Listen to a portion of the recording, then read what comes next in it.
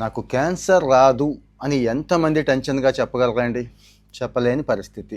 నాతో సహా రేపొస్తుందో మాపొస్తుందో తెలియని పరిస్థితి. కానీ క్యాన్సర్ వస్తున్న వాళ్ళ లక్షణాలు ఇవి. ముఖ్యంగా వీళ్ళు చేస్తున్న తప్పులు ఇవి, వీళ్ళ లైఫ్ స్టైల్ ఇవి, వీళ్ళ తింటున్న ఫుడ్ ఇది అని మాత్రం తేల్చేశారండి.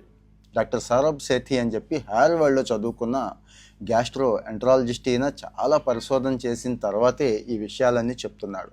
మీకు ఆయనతో మాట్లాడే అవకాశం లేదు కాబట్టి నేను ఈ విషయాలన్నీ చెప్తున్నానండి. జనరల్గా క్యాన్సర్ అనగానే ఏమనుకుంటాం, జెనెటికల్గా వస్తుంది అనుకుంటాం. అది చాలా తక్కువ శాతం అండి, చాలా తక్కువ శాతం. మనం తెచ్చుకుంటుందే ఎక్కువ శాతం. మనమే కష్టపడి తిని తెచ్చుకుంటున్నాం, తాగి తెచ్చుకుంటున్నాం అని చెప్పేస్తున్నాడండి. నెంబర్ 1 వచ్చి కూల్ డ్రింక్స్ అండి.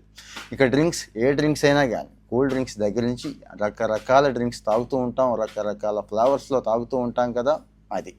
తర్వాత ప్రాసెస్డ్ ఫుడ్స్ అండి. Processed and ultra processed foods మీకు తెలుసు కదా, ఇంకా ఇంకా ఎక్కువ కాలం ఉండటం కోసం చక్కటి కెమికల్స్, అందమైన కెమికల్స్, అంటే అందులో కెమికల్ ఉందో లేదో తెలియని స్థాయిలో కెమికల్స్ కలుపుతూ ఉంటారు కదా, అది. అలాగే ప్రాసెస్డ్ మీట్స్ అండి, అంటే మాంసం, బాగా ప్రాసెస్ చేసిన మాంసం ఏదైతే ఉందో ఆ మాంసం, అంటే ఎంతసేపు మనం దమ్ము కొడితేనే క్యాన్సర్ వస్తుంది, ఎక్కువ మందు తాగితేనే క్యాన్సర్ వస్తుంది, మిగిలిన వాళ్ళకి రాదు అనుకుంటున్నాం కదా, కానీ మిగిలిన వాళ్ళకి ఎక్కువ మందికి వచ్చేస్తున్న కారణం ఇదేనండి.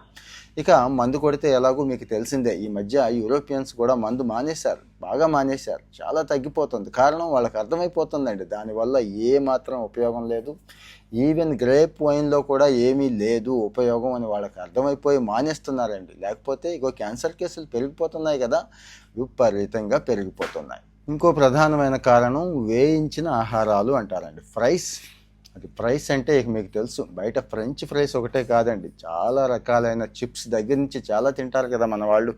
రాజస్థాన్ వాళ్ళు, గుజరాత్ వాళ్ళు ఏదో తయారు చేస్తున్నారు, భలే టేస్టీ ఉంది, క్రిస్పీగా ఉంది అని తింటున్నాం.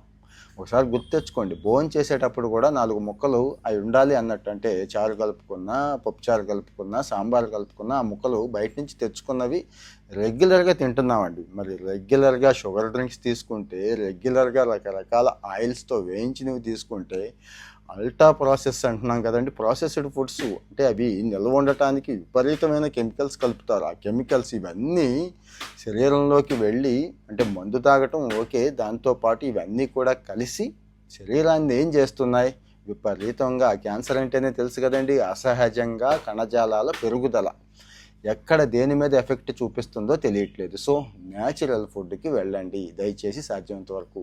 కామెంట్లో మీ ఒపీనియన్ చెప్పండి, మీ ఒపీనియన్ ఇంపార్టెంట్.